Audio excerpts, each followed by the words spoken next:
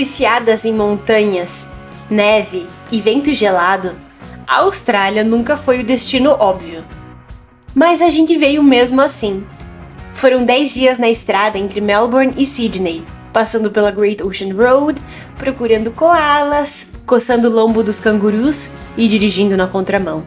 No fim, a gente vai responder a pergunta: fala sério, foi pra isso que eu cruzei o oceano? Meio malucos os nossos planos. Acordamos cedinho lá na Nova Zelândia e do aeroporto de Melbourne começou a maratona. Busão até a locadora, pegamos o carro e partimos para Great Ocean Road, que aliás está na lista das estradas mais lindas do mundo. Então, como eles bem dizem, first things first, vamos ao que interessa já de cara. Bells Beach é o berço dos surfistas australianos. Todos os campeonatos mais famosos do mundo acontecem ali. E é animal! A gente ficou enlouquecida vendo aquela gente voando entre as ondas, costurando um formigueiro de surfistas sem que um se topasse na fuça do outro. Vejam isso e, por favor, concordem comigo que eles chegam absurdamente perto de se matar. A mãe infernizou que a gente precisava ir num tal campo de golfe da Great Ocean Road. Campo de golfe? Sinceramente, esse não é o tipo de passeio que anima nossa turma. Mas esse foi diferente. A gente foi com um carrinho e com um guia ver os cangurus, que dividem espaço com os jogadores nesse campo. E foi a primeira vez que a gente viu eles. Foi uma crise coletiva de fofura. Olha só o rabinho dele. Yes. Ai, coçando a bunda. Malandrão. O guia ficou muito feliz e empolgado com a nossa animação. Ele disse que os australianos não estão nem aí quando vem um canguru, porque lá eles são, tipo, comuns demais. E realmente tem mais canguru que gente na Austrália. Ele falou assim, é que nem pra vocês lá do Brasil quando vem um coati. Eu fiquei bem quietinha, porque é óbvio que se eu vejo um coati eu vou ficar histérica também. Esses aí, eles não são da mesma raça do canguru Jack. Os musculosos, maromba, bomba 2, eles vivem lá no interior, no lado do Outback. Aqui na costa leste moram os que são mais magricelinhas, bem fofinhos. Mas não pense que são poucas porcaria. Se esse bichinho resolve correr, ele chega fácil a 60 km por hora. Logo no primeiro dia, esse espírito australiano já deu as caras. Cangurus, surfistas e esse estilo de vida simples, sempre em contato com a natureza. Aqui o surf não é coisa de elite, é parte do cotidiano. Crianças e os mais idosos vivem assim, com o pé na areia e o mar como vizinho. A Great Ocean Road tem quase 250 quilômetros de paisagens incríveis, mas nosso tempo era cronometrado, como sempre. Como já temos as nossas belas praias logo ali, o foco era ver cangurus e koalas. Chegamos em Kennett River no fim do dia, sem nem parar para comer. E os koalas estavam escondidos. Tudo que a gente viu foi uma bunda gorda e peluda lá no alto da árvore. Apesar de ser famosa nos guias de viagem, essa rota não tem muita estrutura turística. São raros os lugares para comer ou comprar souvenirs. O que deixa tudo mais autêntico, mas nos deixou famintas. Dormimos em Apollo Bay e encontrar comida foi o ponto alto daquela noite. Estávamos famintas, mas realizadas com um primeiro dia tão bonito.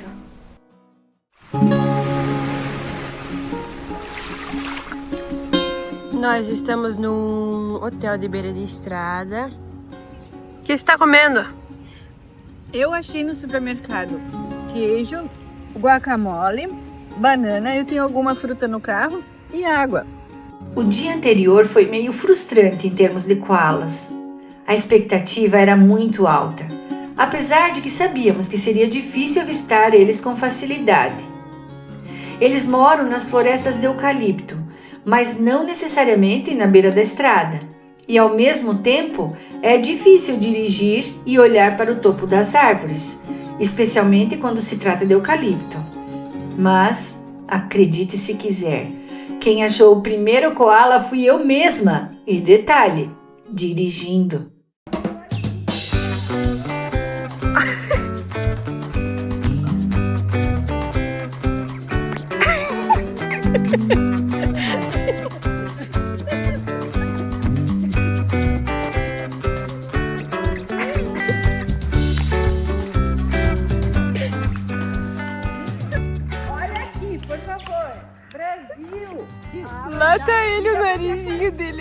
Daqui dá pra ver a carinha dele.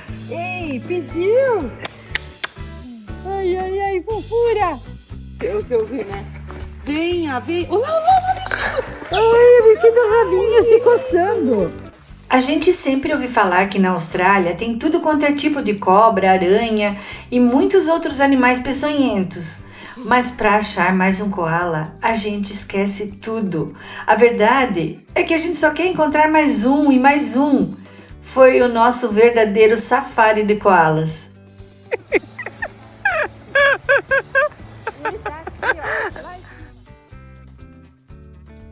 Dessa vez foi a Liliana, véia, que viu do carro dormindo numa forquilha. Mas se for uma broméia, daí ela vai ver.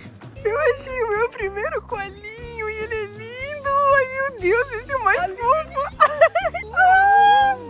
Ai, que fofinho, ele é lindo.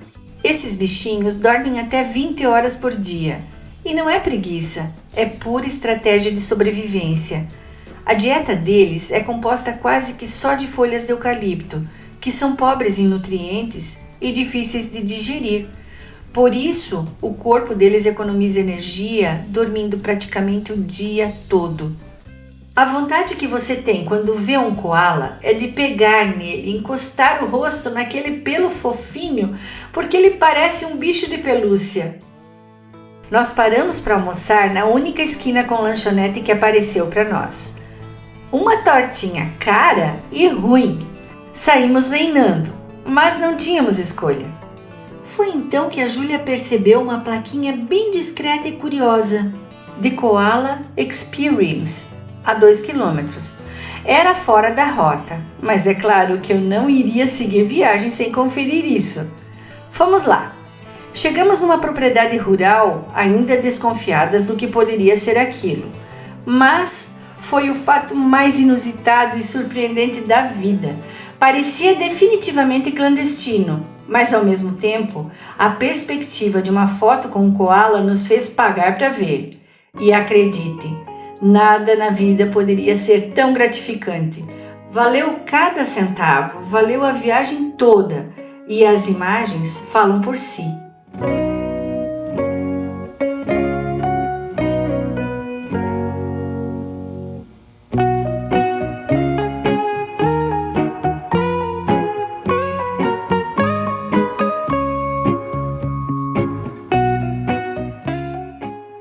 Aqueles animais pareciam harmoniosamente entrosados com aquela família. Eles eram tão dóceis, tão mansos, que nós podíamos pegar, abraçar, tirar fotos, dar comida e tudo que a criatividade permitiu. Quer dividir uma cenoura comigo? Não vai comer meus dedos. E eu e canguru Jack? Oi. E a nossa amiga Bernadette, que queria tanto abraçar um koala, acabou levando até um beijo.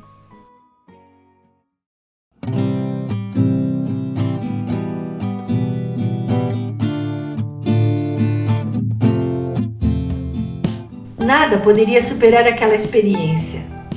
Os 12 Apóstolos, local tão explorado turisticamente, acabou sendo só para cumprir tabela.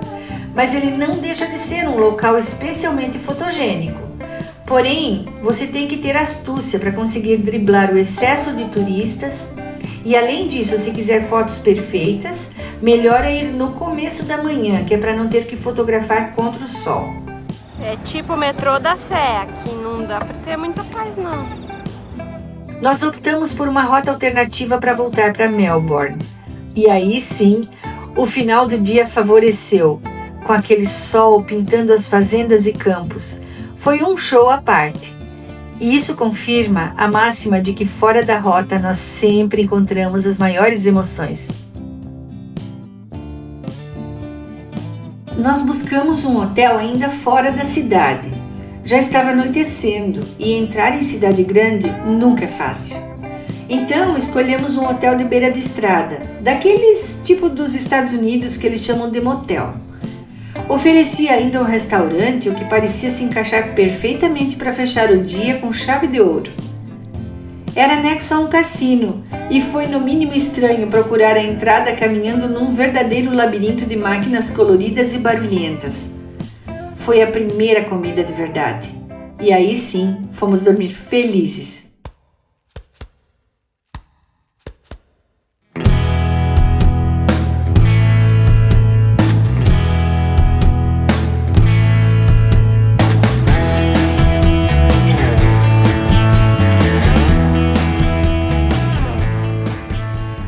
O primeiro cartão postal de Melbourne, Brighton Beach.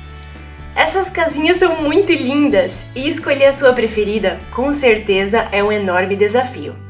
As bathing boxes foram criadas por volta de 1860 para permitir que as pessoas trocassem de roupa de banho em privacidade.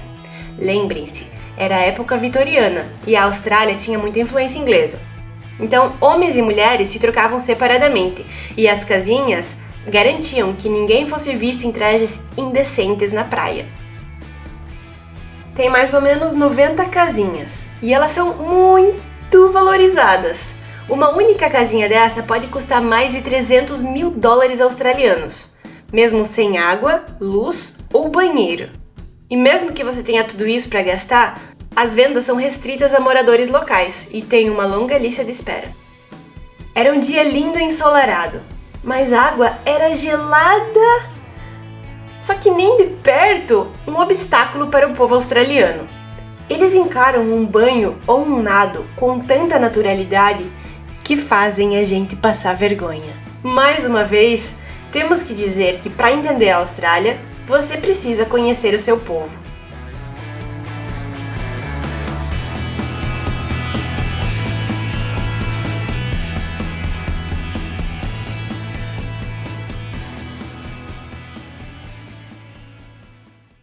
Depois dos koalas e cangurus, fomos atrás de outro bicho da lista.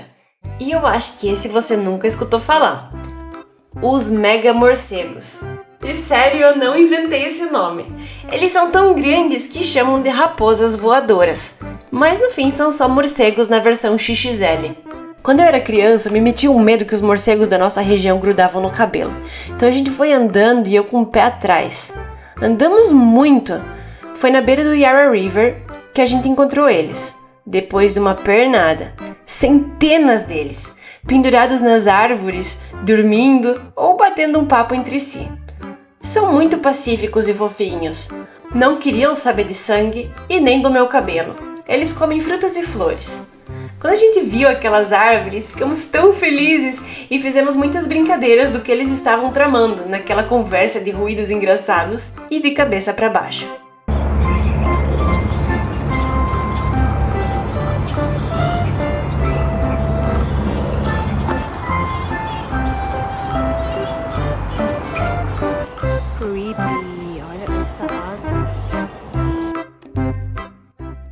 Até tentei me entrosar, mas 5 segundos depois o sangue já tinha descido pro cérebro. Conclusão: ser morcego não é para amadores.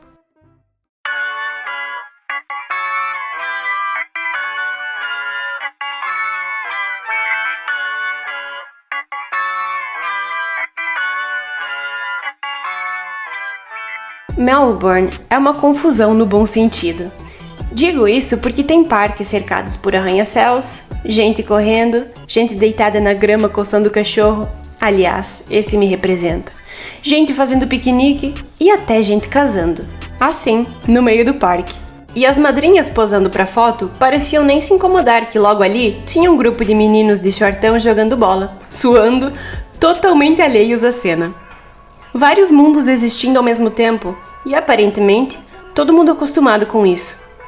O mercado Queen Victoria é o tipo de lugar onde você encontra de tudo. É bagunçado, animado e cheio de vida.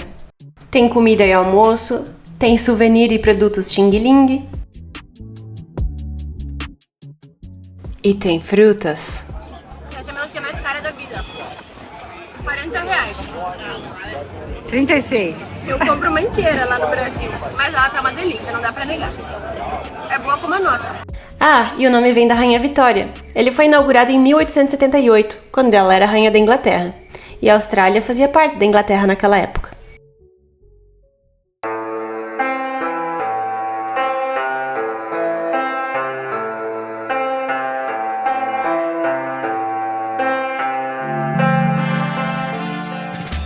Quando você dobra a esquina e dá de cara com aqueles arranha-céus iluminados refletindo na água, o queixo cai. A lua estava especialmente linda naquela noite. Haviam muitas pessoas caminhando para lá e para cá. Melbourne pulsa ao redor do rio.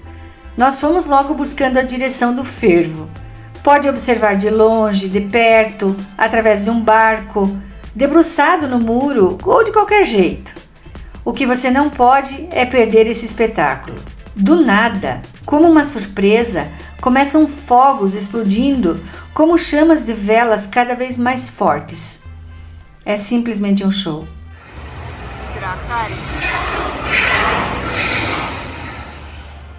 Os fogos do Hotel Crown deixaram a minha mãe completamente fora de si. Ela ficou encantada, mas encantada mesmo. Porque ela falou desses fogos por muitos dias depois.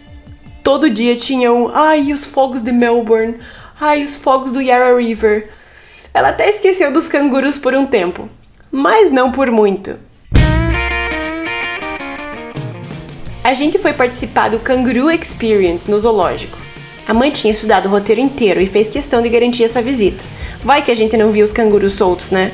Então lá fomos nós, pro zoológico, prontas para rever essas celebridades australianas de perto. Se por um lado, coçar o lombo dos cangurus na Great Ocean Road fez a mãe chorar de alegria, essa Kangaroo Experience foi um balde de água fria. Ela saiu num reineiro, num mau humor que durou do café da manhã até a janta. Eu acho que ela achou tudo muito limitado e artificial, porque não podia tocar, não podia alimentar, nem nada, só olhar.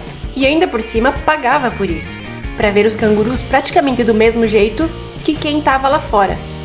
Mas vai lá, não foi de tudo ruim.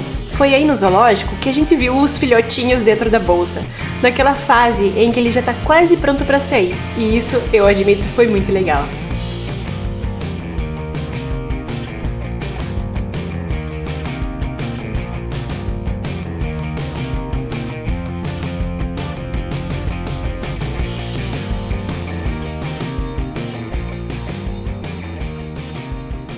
Esse aqui que minha mãe queria ver, ó, tá reinando, porque não tava aí o canguru musculoso. Olha só as coxonas dele.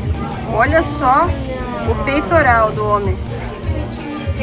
Estamos no bonde. E essa aqui infernizou a viagem que ele queria andar de bonde. Eu adoro gato. Isso aí é sonho de rico, porque nós pobres que já andamos de ônibus na vida, a gente não tem sonho de andar de ônibus. Reinou, agora tá feliz. A cidade de Melbourne oferece transporte gratuito circulando pelos principais pontos centrais. Você pode parar na catedral, na estação de trem e em todo o centro nas imediações do Yarra River. Eu queria conferir isso. Eu achei o máximo. Você pode entrar e sair quantas vezes quiser.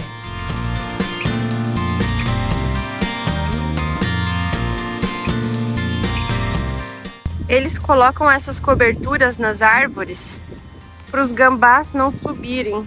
Tadinho dos gambazinhos.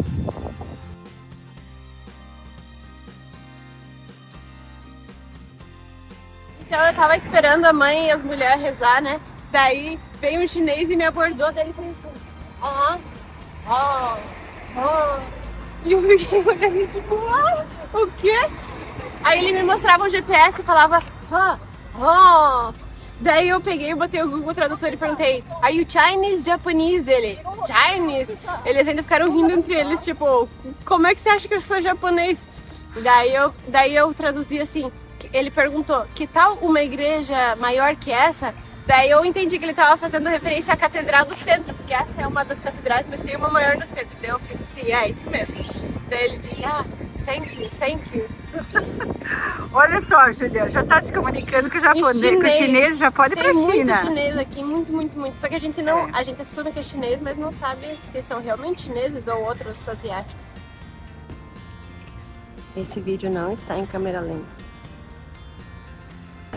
Essa é uma rua bem louca que a gente achou, bem louca. Ela tem bicho por tudo. É claro que nós quatro achamos isso uma pouca vergonha. Mas pensando bem, é melhor que fique tudo concentrado ali do que espalhado pela cidade, onde vimos várias pichações feias e fora de contexto. O comércio é outra sedutora opção para quem quiser comprar lembrancinhas ou qualquer artigo de marca famosa. Eu adoro lugares assim. Eu fico tentando entender os idiomas e observando os comportamentos das pessoas. Conseguiu salada, comida de verdade. De verdade, ó. Em Curitiba, meu time tem um estádio de primeiro mundo com teto retrátil. Mas não é só ele. Em Melbourne, eles têm o Marvel Stadium, uma arena moderna que cedia jogos de futebol australiano, shows e grandes eventos. O teto também é retrátil, capaz de abrir e fechar em menos de 10 minutos. Agora a gente chegou num local que a minha mãe vai falar como que se chama. Fale. Fale. Ela tá com uma dificuldade de pronunciação. Ela quer falar...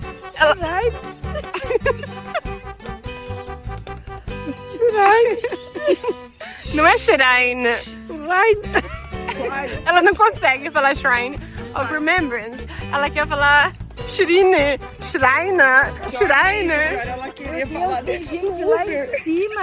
Pronúncias à parte, nós procuramos esse lugar por causa da vista panorâmica que ele oferece.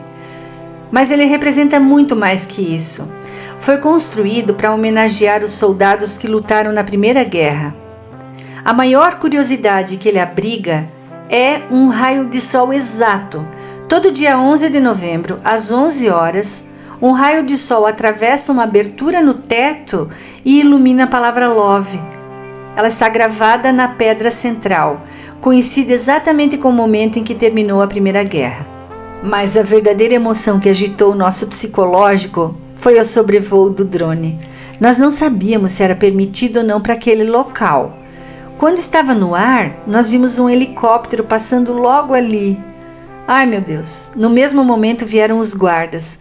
A Júlia encarregou a Liliane e eu de fazer umas macaquices para distrair os guardas enquanto ela trazia ele de volta.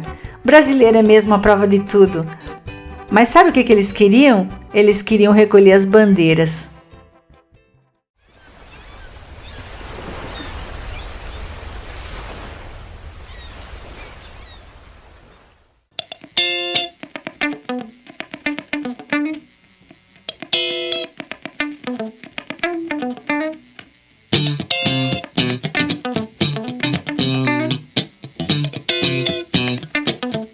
Estar em Santa Kilda, pra quem é da minha geração e vai entender do que eu tô falando, é tipo cair direto num episódio de Rocket Power. Porque tem skatista, gente de patins, surfistas, parques de diversões, roda gigante. Parece que todo o pessoal maluquinho e descolado da cidade se encontra ali. Você não pode visitar Melbourne sem tirar um tempinho pro pier de St. Kilda. Mais uma vez nós fomos em busca de um bom ângulo para fotografar a cidade.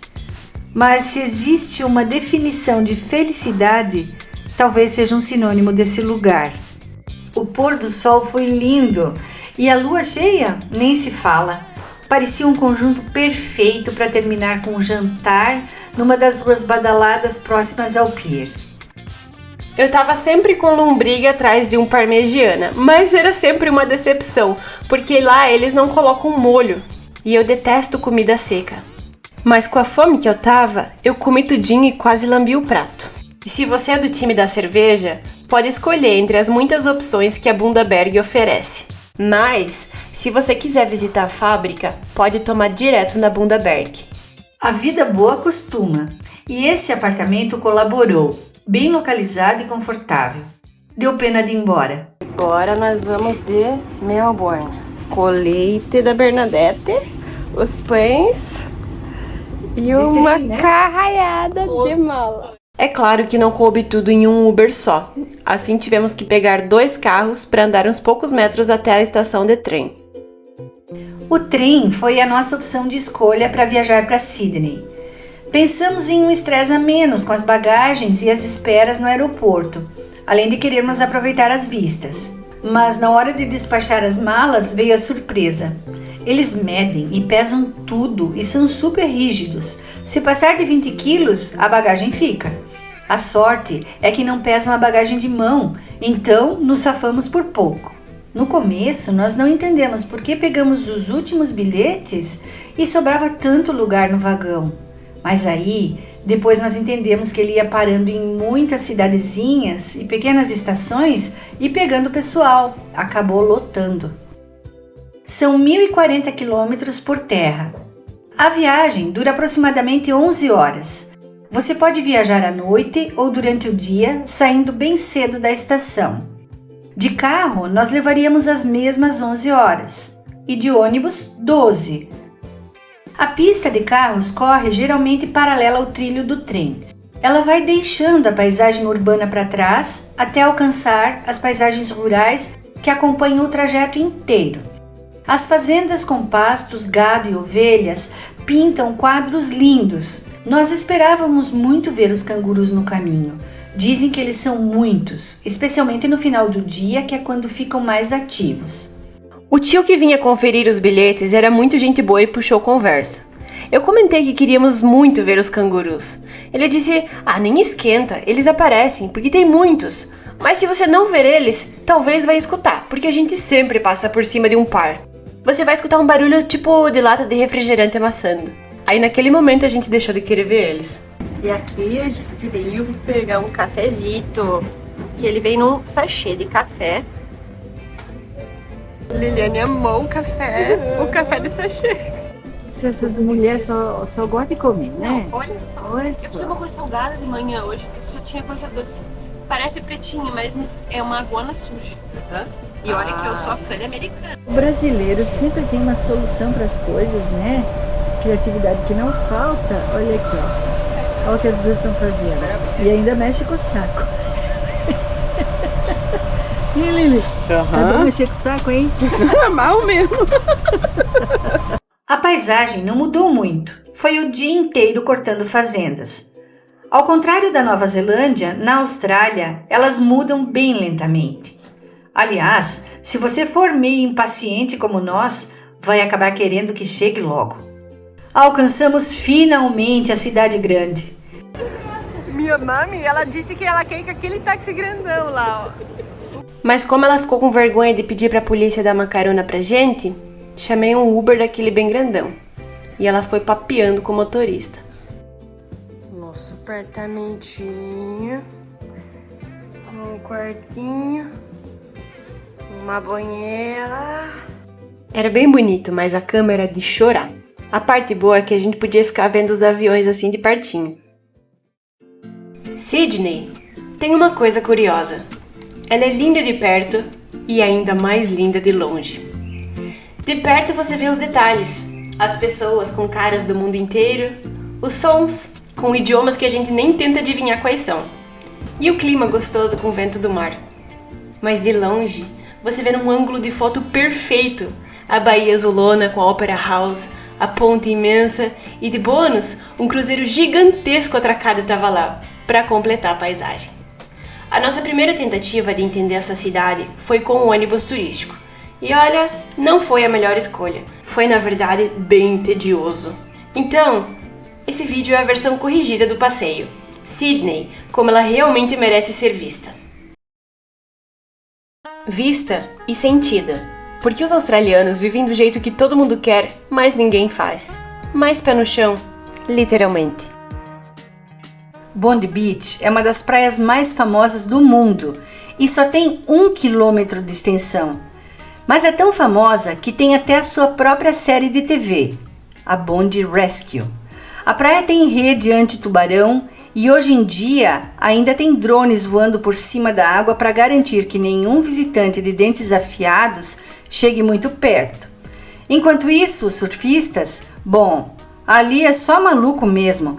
Eles pegam ondas fortes, correntes esquisitas e fazem umas manobras que parecem um convite para se quebrar. E logo ali do lado está a famosa piscina de Bondi. Ela vive sendo invadida pelo mar.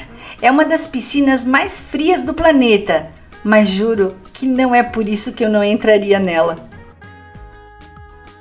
No fim das contas, Bondi é exatamente isso.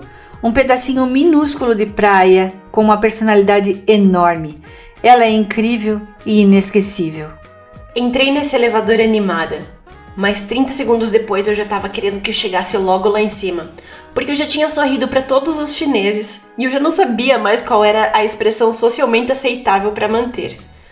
Fomos para o topo da Sydney Tower, 250 metros de altura, um arraso de vista imperdível.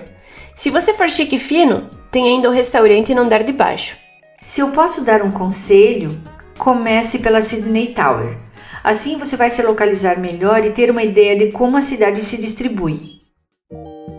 Conhecer a cidade andando é também um grande prazer. E se gostar das compras, uma boa opção é a Pitt Street e arredores. Hoje a gente podia estar andando de ônibus, entendeu? Pronto, começou. Nós também aproveitamos a George Street caminhando por lá à noite. É movimentado o suficiente para distrair qualquer idade. Mas tudo isso é só para sentir que você precisaria de mais 15 dias para entrar nas tantas e tantas lojas que disputam lugar por ali. E se nada estiver aberto, procure o Chinatown. Lá você vai poder comprar as lembrancinhas do centro por um preço bem melhor. Os souvenirs australianos, porém, têm um toque de humor negro, porque incluem patinhas de canguru te mandando para aquele lugar, carne seca de canguru, tapete de couro de canguru e também materiais que não afetam a sua consciência e dão um toque bacana na sua casa, como jogos americanos dos animais locais, bolas de Natal e muito mais. E foi caminhando no Darling Harbour, local que, aliás, merece um passeio de dia e de noite, que eu encontrei o local que minha mãe pede encarecidamente que eu não coloque o meu dinheiro.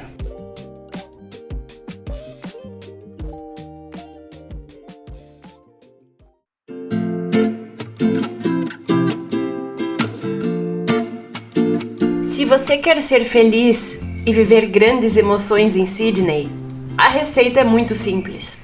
Vá até a Opera House e pegue um barco de linha para qualquer destino. Você paga o mesmo preço de ônibus ou trem, só que serve para o barco. Paga com cartão de crédito de aproximação e pronto, já está a bordo. E qualquer direção que você escolher vai te dar uma vista de tirar o fôlego.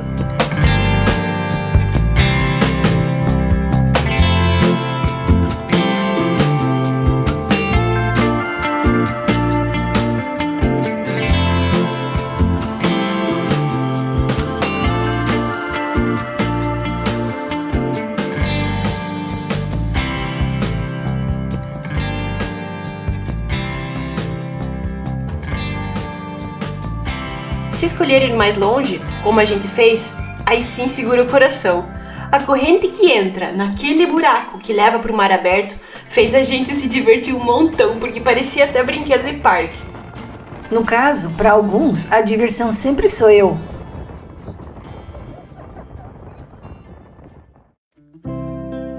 Desembarcar do outro lado, no nosso caso, em Watson's Bay, foi um presente, uma calmaria.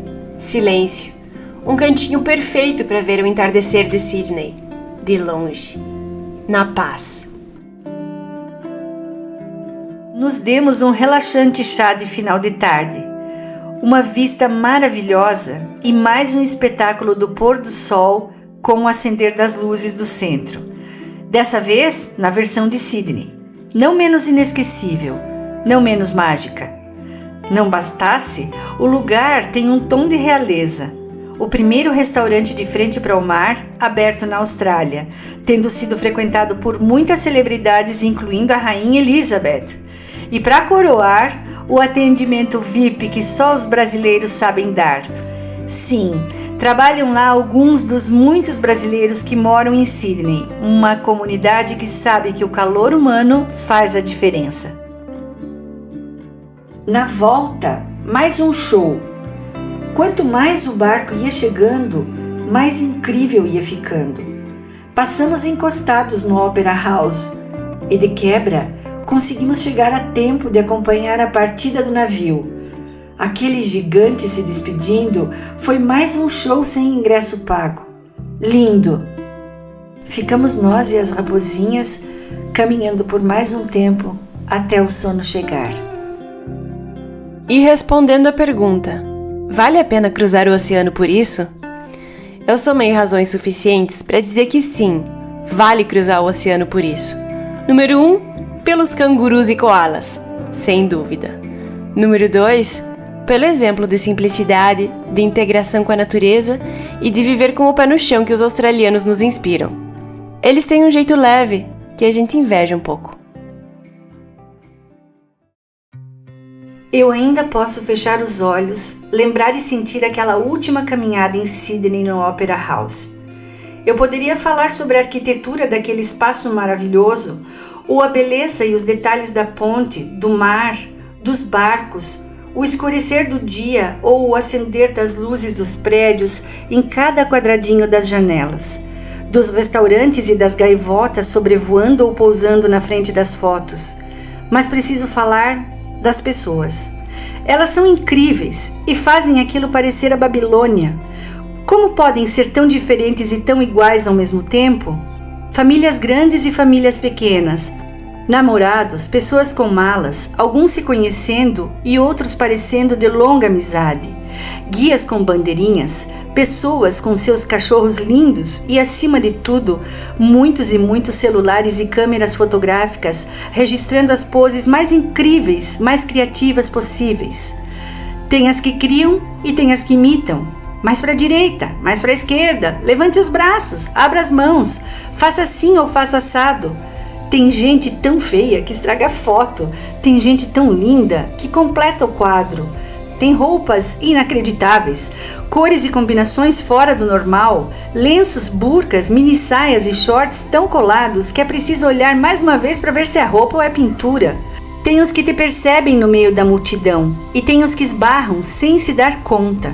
Sorry, sorry. Tem os idosos tirando trêmulas fotos para mandar para os filhos. Tem os que inventam posição sem tirar a paisagem de fundo. Eu não entendo todos eles. Só sei que são humanos, todos humanos.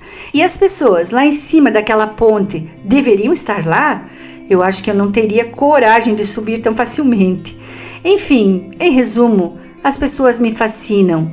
Se adoro chegar no meio do nada e sentir que o mundo é meu, também adoro estar no meio das pessoas e observar os detalhes no meio da multidão. Sou um deles, mais um deles no meio da multidão, compartilhando daquela emoção, aprendendo, conhecendo, querendo mais 1 minuto, mais 5, mais meia hora, tentando prorrogar, alongar as férias. É como viver aos 48 minutos do segundo tempo. Talvez um dia voltarei, num daqueles navios de cruzeiro que sai apitando com elegância e glamour. Ou talvez nunca volte para Sydney, mas se eu fechar os olhos, ainda vou me lembrar.